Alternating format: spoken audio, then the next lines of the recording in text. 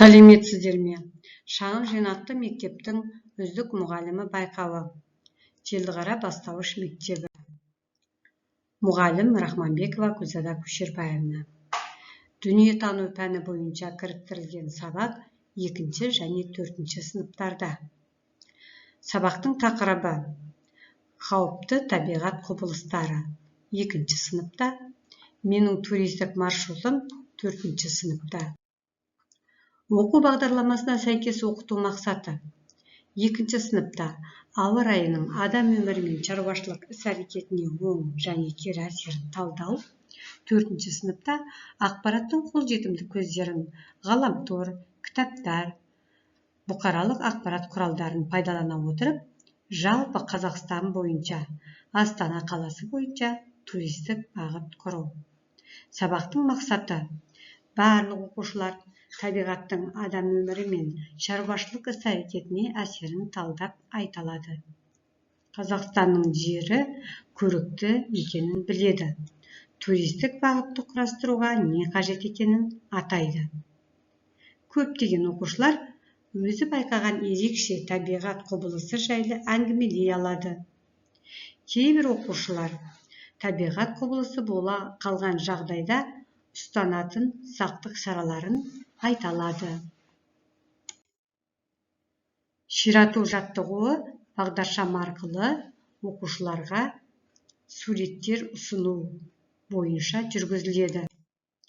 Ол жерде берілген суреттерді ортақ мағыналы сөз тіркесін тауып, жаңа тақырыпты ашады. Қандай сөз шықты? Табиғат құбылыстары дегенді қалай түсінесің? Басқа қандай табиғат құбылыстары болуы мүмкін? Олар неліктен қауіпті? Ендеше бүгінгі сабағымызда қауіпті табиғат құбылыстары туралы оқып, сақтану жолдары жайлы білетін боламыз. Осы суреттердің көмегімен оқушылар қауіпті табиғат құбылыстарын айтып бере алады. Келесі 4 сыныпта оқу материалын жариялау. Бүгінде көптеген адамдар дүниежүзі елдерін аралауға саяхатқа шығып жатады. Алайда туристерге арналған дайын туристік бағыттар әрдайым кездесе бермейді. Сондықтан көбісі өзінің саяхатына арнап туристік бағыт құрастырады. Туристік бағытты дұрыс таңдау үшін елдің көрікті жерлерінен хабардар болу керек. Қазақстан жері табиғат, тарих және мәдениет ескерткіштеріне өте бай. Өздерің білетін еліміздің көрікті жерлерін естеріңе түсіріңдер деп балалардың есіне түсірту, және олар осы сұраққа жауап береді, жауаптарын негіздейді, дәлелдер келтіреді. Олар осы тақырып бойынша өздерінің жаңағы сұрағын дайындалып отырғанда, мен 2 сыныпта еркін әңгіме 1 ұжымдық тапсырманы орындатамын. Мәтінді оқып танысып, үлкендерден қандай қауіпті жағдайларды естідің деген сұраққа жауап аламын, және суретпен жұмыс.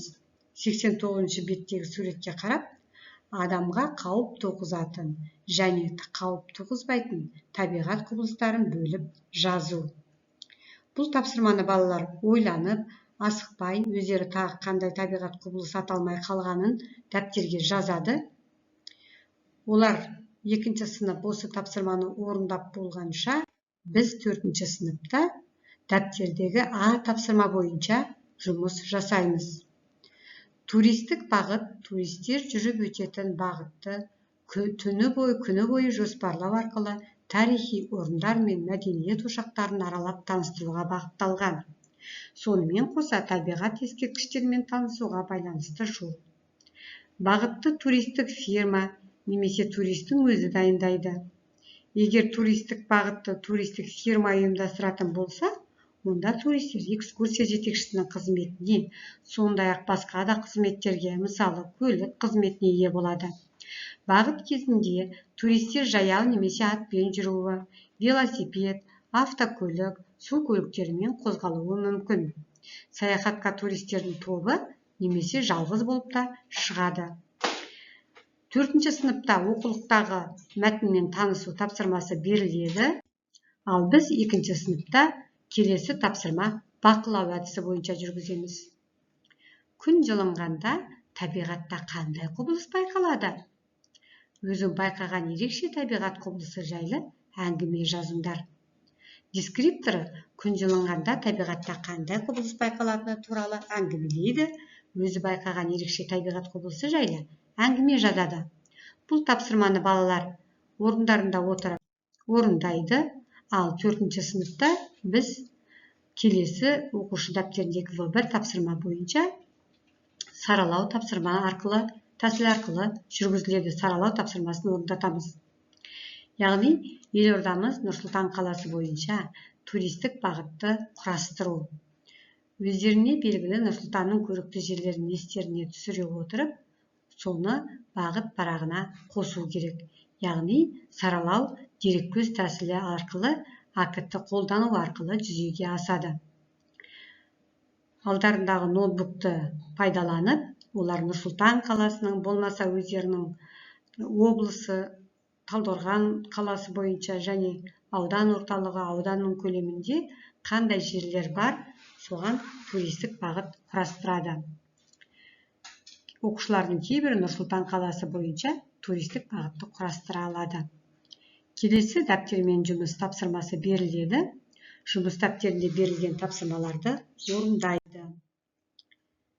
Сабақтың соңына қарай біз ашық микрофон әдісін пайдаланып, балаларға өзімді қалай сезіндім, қауіпті табиғат құбылысы кезінде саяхаттауға бола ма, бүгінгі көңіл күйім қандай болды, бүгінгі сабақ ұнады ма, бүгін не үйрендім деген сұрақтарға жауап аламын. Балалар өз ойларын ашық, еркін жеткізе біледі.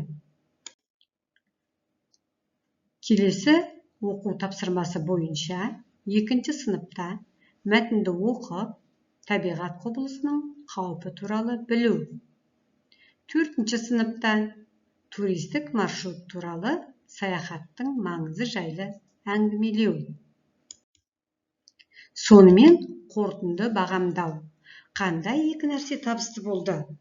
Оқушылар өз ойларын айтады. Қандай екі нәрсе сабақты жақсарта алды? Яғни біз АКТ қолдану арқылы сабақты дұрыс пайдалана білдік. Сабақты АКТ-ны дұрыс пайдалана білдік. Сонымен оқушылар жарайсыздар, бүгінгі сабақта керемет жетістікке жете алдыңыздар деп балаларды бағалау.